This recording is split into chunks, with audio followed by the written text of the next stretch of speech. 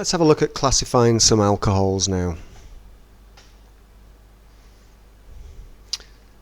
General formula for an alcohol are OH, so the OH, the hydroxyl group, is the functional group. Remember, we've got the lone pairs on the oxygen. An important thing to do is to be able to classify alcohols as either primary, secondary or tertiary.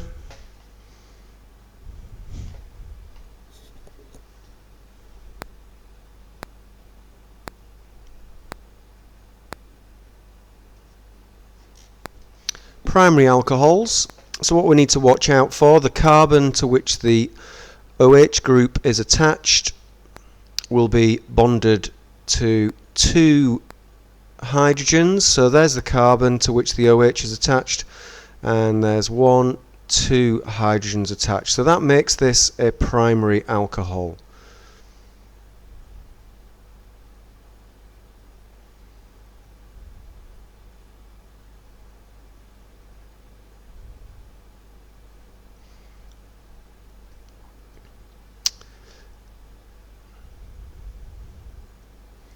So a simple example of a primary alcohol. There we go, we've got the OH group on the end of a chain.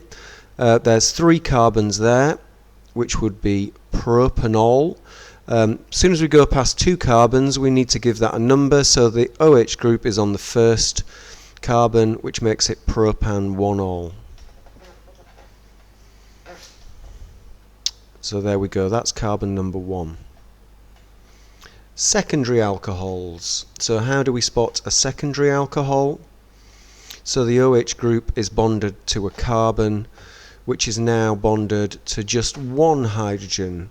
Or you might look at it that the carbon is bonded to 2 R groups, so 2 other carbons. So you generally find these in the middle of a chain, but that carbon must be bonded to 1 hydrogen. So the simplest possible example of a secondary alcohol is this one. So that's propan-2-ol.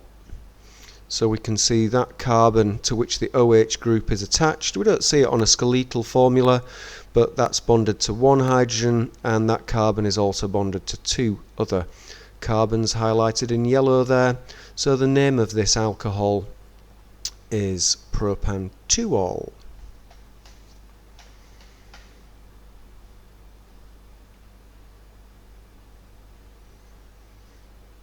So what does a tertiary look like then? Well, you're probably getting the gist of it. So the OH group is now bonded to a carbon which is bonded to no other hydrogens, or 3 R groups. So a carbon bonded to an OH group surrounded by carbons. The simplest possible example of this, so we'd want a carbon, there we go, bonded to 3 other carbons. So the longest chain is 3. So it's propanol again. The OH group is on the second carbon, so it's propan-2-ol.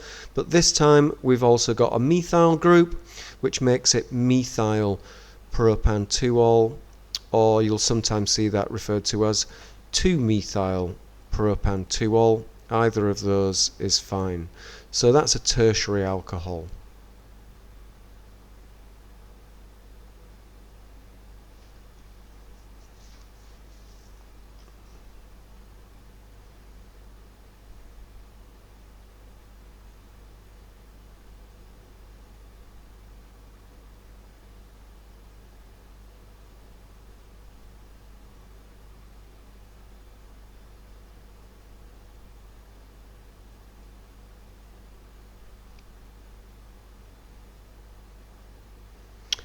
Let's have a go at see if we can classify these alcohols. So we need to decide whether they're primary, secondary or tertiary.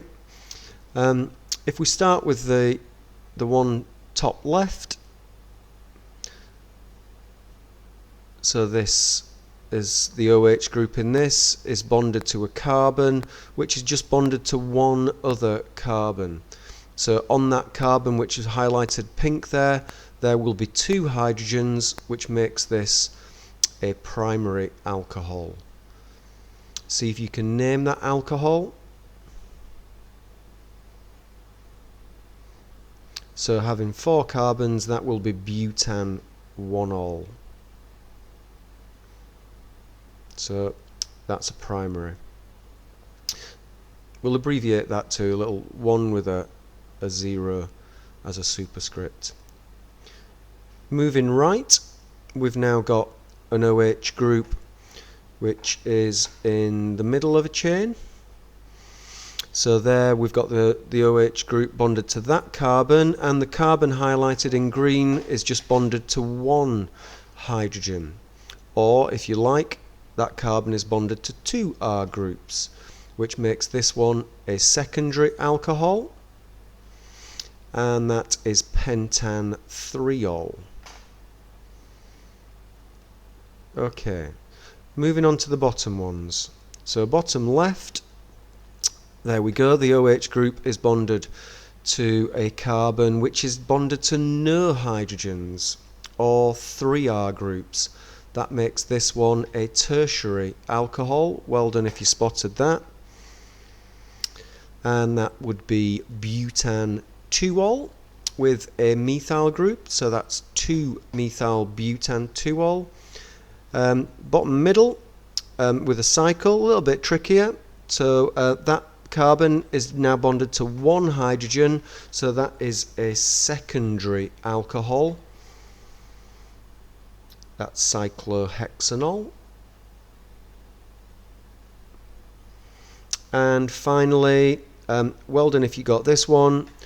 So don't be distracted by the cyclohexane. The carbon to which the oxygen is attached is bonded to 2 hydrogens, so that is just a primary alcohol.